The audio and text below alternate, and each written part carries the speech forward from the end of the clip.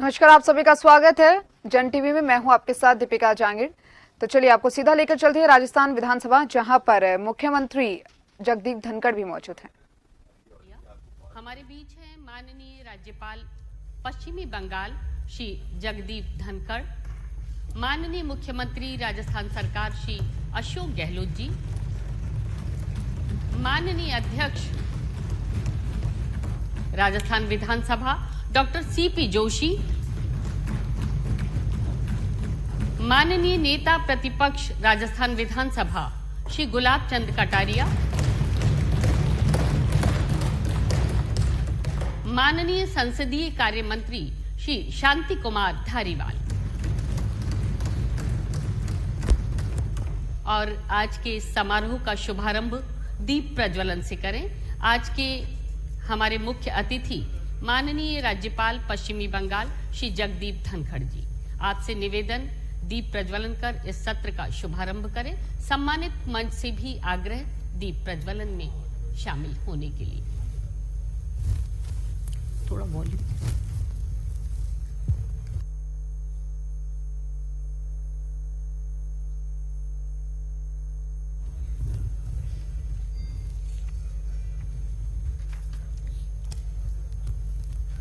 दीप प्रज्वलन की रस्म अदायगी। आओ फिर से दिया जलाएं, भरी दोपहरी में अंधियारा, सूरज परछाई से हारा, अंतरतम का नेह निचोड़े, बुझी हुई बाती सुलगाएं। हर पड़ाव को समझे मंजिल, लक्ष्य हुआ आंखों से ओझल, वर्तमान के मुंह जाल में आने वाला कल न भुलाएं, आओ फिर से दिया जलाएं।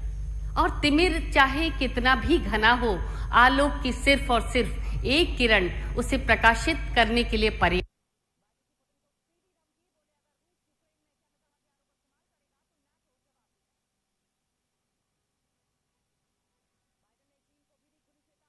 प्रज्वलन ऐसे संकल्पवान करों के द्वारा हो तो सुनिश्चित है कि सहस्त्र भाव प्रकाश किरणों से आज ये विधानसभा का भवन ही नहीं, संपूर्ण राष्ट्र भी प्रकाशित होगा। दीप प्रज्वलन की रस्म अदायगी।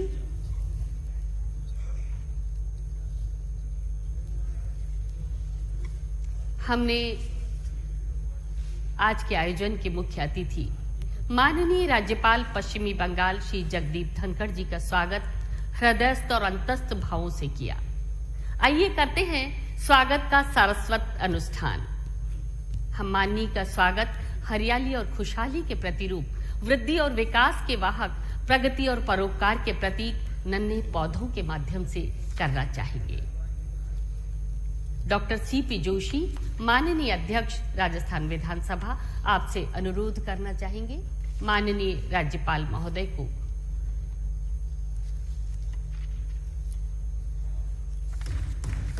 ये नन्हा पौधा श्री अशोक गहलोत, माननीय मुख्यमंत्री राजस्थान सरकार, आपसे भी अनुरोध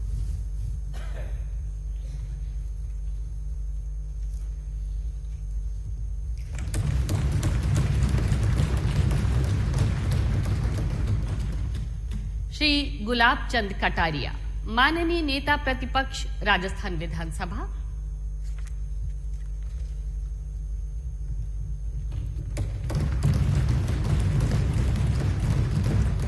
श्री शांति कुमार धारीवाल, संसदीय कार्य मंत्री राजस्थान सरकार,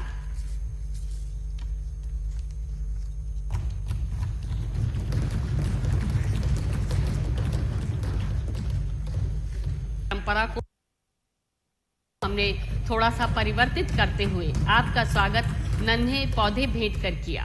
कदाचित ये पौधे आपके व्यक्तित्व, निरंतर प्रगति और विकास की सोच के ज्यादा करीब हैं और हमने हृदयस्थ और अंतस्थ भावों से आपका स्वागत और अभिनंदन किया। और स्वागत के इस क्रम को हम आगे बढ़ाते हैं। शाब्दिक स्वागत के लिए अनुरोध करना चाहेंगे डॉक्टर सीपी जोशी जी से। डॉक्टर सीपी जोशी जी ने अपने 2.5 दशकों में संसदीय जीवन काल में राज्य विधानसभा तथा संसद के सदस्य के रूप में उल्लेखनीय कार्य किया है। आपने राज्य तथा केंद्र सरकार में मंत्री के रूप में विभिन्न विभागों में प्रशंसनीय कार्य किया है। आप विधान मंडल में नवाचार के साथ साथ संसदीय प्रक्रियाओं तथा परंपराओं को पुष्ट करने के लिए प्रतिबद्ध हैं। माननीय डॉक्टर सीपी जोशी, अध्यक्ष राजस्थान विधानसभा। आज के समारोह के मुख्य अतिथि बंगाल के राज्यपाल महामहिम धनखड़ साहब, राजस्थान के मुख्यमंत्री सम्माननीय अशोक जी गहलोत साहब, प्रतिपक्ष के नेता सम्माननीय कटारिया साहब, संसदीय मंत्री सम्माननीय धारीवाल साहब, उपस्थित साथियों, मैं सीपीए की तरफ से और आप सब की तरफ से महामहिम का यहाँ पर स्वागत करता हूँ। महामहिम, आपको बुलाने के पीछे मन में एक उत्कंठा थी। हम अपने सीपीए के माध्यम से अलग अलग जो हमारे देश के अलग अलग पदों पर जो आदमी बैठे हुए थे, व्यक्ति, उनको बुलाकर हमने संसदीय परंपरा को समझने का, जो चुनौतियां लोकतंत्र में उसको समझने की कोशिश करने के लिए हमने श्रृंखलाओं का आयोजन किया। मुझे कहते हुए प्रसन्नता है कि इस सदन में भूतपूर्व प्रधानमंत्री मनमोहन सिंह जी, भूतपूर्व राष्ट्रपति प्रणब मुखर्जी, भूतपूर्व केंद्रीय मंत्री चिदम्बरम जी, वर्तमान मंत्री गडकरी जी, सहस्त्र बुद्धे जी और अन्य कितने ही विद्वानों को हमने यहाँ पर बुलाया और उनकी बात हमने सुनी। हमारे मन में एक कल्पना थी कि संसदीय लोकतंत्र के 3 स्तंभ हैं: कार्यपालिका, न्यायपालिका और विधायिका। कार्यपालिका के संबंध में आप भी इस बात को मानेंगे कि गवर्नर की भूमिका दोहरी भूमिका है। एक तरफ गवर्नर कार्यपालिका के रूप में अपने कर्तव्य का निर्वहन करता है, दूसरी तरफ विधायिका के कामों के अंदर भी गवर्नर की भूमिका है। चाहे विधानसभा को बुलाना हो, चाहे सत्र को समाप्त करना हो, चाहे ऑर्डिनेंस के माध्यम से ऑर्डिनेंस के लिए साइन करना हो, चाहे फाइनेंस बिल जो असेंबली में आता है उसमें कंसर्न लेना हो, ये गवर्नर की एक भूमिका है। पर जो विषय हमने आज रखा है वो विषय रखा है कॉन्स्टिट्यूशन में यूनियन फर्दरेंस, गवर्नर का और विधायकों की भूमिका का।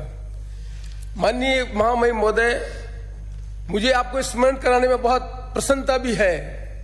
इस देश में संसदीय लोकतंत्र का एक इतिहास था जब बंगाल के गवर्नर थे धर्मवीर जी, वो ब्यूरोक्रेट से मान्यवर, और आप पॉलिटिशियन हैं जो को बंगाल में आज गवर्नर का काम करने का मौका मिला। मैं स्मरण दिलाना चाहता हूं कि धर्मवीर जी जब गवर्नर थे तब देश की राजनीति में एक परिवर्तन हो रहा था। उस समय बंगाल में कम्युनिस्ट पार्टी की सरकार थी और ज्योति बसु वहां के मुख्यमंत्री थे। आपको स्मरण होगा कि गवर्नर की भूमिका यह है कि विधानसभा में जो भाषण दिया जाता है वो काउंसिल ऑफ मिनिस्टर पास करने के बाद गवर्नर को देती है और गवर्नर उस भाषण को सदन में पढ़ता है। और पहली बार इस देश के इतिहास में गवर्नर धर्मवीर जी ने, जो तत्कालीन मुख्यमंत्री थे और सरकार थी, जिनके भाषण को विधानसभा में नहीं पढ़ा। मैं इसमें इसलिए दिलाना चाहता हूं कि उस समय देश की जो परिस्थितियां थी उसमें पहली बार एक ऐसी सरकार विधानसभा में थी और केंद्र में एक अलग तरह की सरकार थी। आज दोबारा इस देश में एक ऐसा अवसर आया जब प्रदेश में एक अलग तरह की सरकार है और केंद्र में एक अलग तरह की सरकार, और वहां के बंगाल के मुख्य गवर्नर हैं, राजस्थान के पूर्व विधानसभा के सदस्य, केंद्र के मंत्री, और आज आप वहां पर बैठे हुए गवर्नर के रूप में। आज पूरा देश और संसदीय लोकतंत्र में ये चीज हमें सबको समझने की आवश्यकता है कि गवर्नर की भूमिका क्या है। इस देश में मैं आपको स्मरण दिलाना चाहता हूं कि रमेश भंडारी यूपी के गवर्नर थे, एक दिन के वहां भी मुख्यमंत्री बने थे। ये जो ग्रे एरिया है था जहां पर डिस्कशनरी पावर है गवर्नर की, उस ग्रे एरिया को जुडिशरी में चैलेंज किया जा रहा है।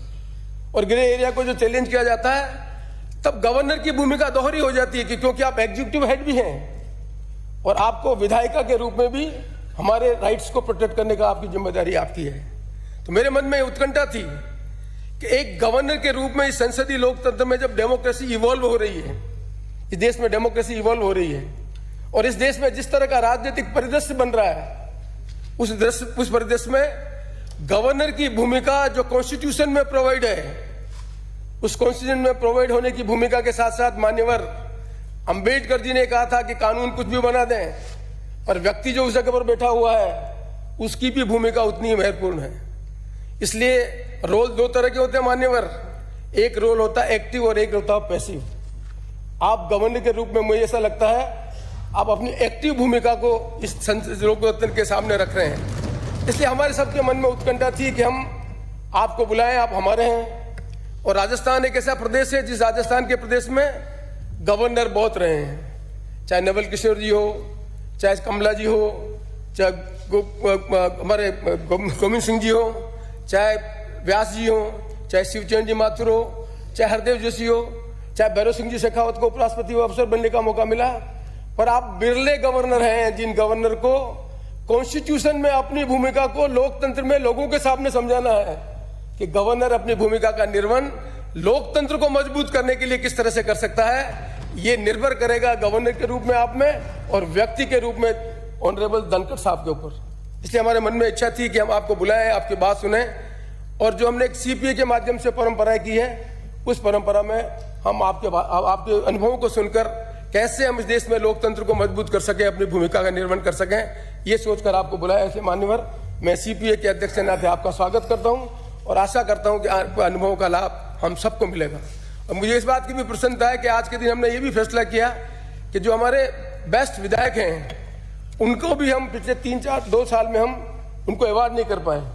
तो हमने कहा इस आपके इस भाषण के साथ साथ हम इसका भी लाभ उठाएं कि आपके हाथ से, क्योंकि आप भी विधानसभा के सदस्य रहे हैं और विधानसभा के साथियों के मन में ये कल्पना है कि हमने किस तरह के विधायकों का चयन किया है जिससे समाज में एक मैसेज जाए कि राजस्थान विधानसभा में जो हम सामूहिक रूप से बैठकर प्रतिपक्ष और पक्ष के लोग बैठकर किस तरह के निर्णय करते हैं। उन जो हमारे विधायक है जिनको हमने सर्वश्रेष्ठ चुना है, जिसमें ज्ञानचंद जी पारेख हैं, जिसमें संयम जी लोढ़ा हैं, जिसमें बाबूलाल जी हैं, जिसमें श्रीमती मंजू देवी जी हैं, हमने ये उदाहरण प्रस्तुत किया है कि हमारे यहाँ चयन की प्रक्रिया में जहाँ अनुशासन का ध्यान रखते हैं, कितना इफेक्टिव पार्टिसिपेशन उसका ध्यान रखते हैं और ध्यान रखते हैं कि कितने इफेक्टिव ढंग से वो कंट्रीब्यूट करते हैं अपनी असेंबली में। हमारे असेंबली में बहुत बड़ा हम सौभाग्यशाली हैं कि 200 विधानसभा में यदि ऑन एन एवरेज देखा जाए तो सबसे एक्सपीरियंस असेंबली कोई है तो मैं समझता हूँ कि राजस्थान की असेंबली है, जहाँ पर 5 से 7 साल से लगातार 7 तारीख के एमएलए भी यहाँ पर मौजूद हैं। इसलिए इन सब भावनाओं के साथ कि आपके अनुभवों का लाभ हमें मिलेगा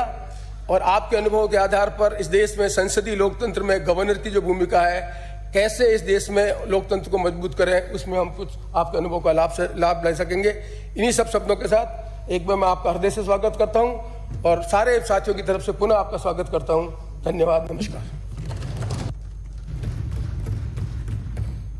धन्यवाद डॉक्टर सीपी जोशी, अध्यक्ष राजस्थान विधानसभा।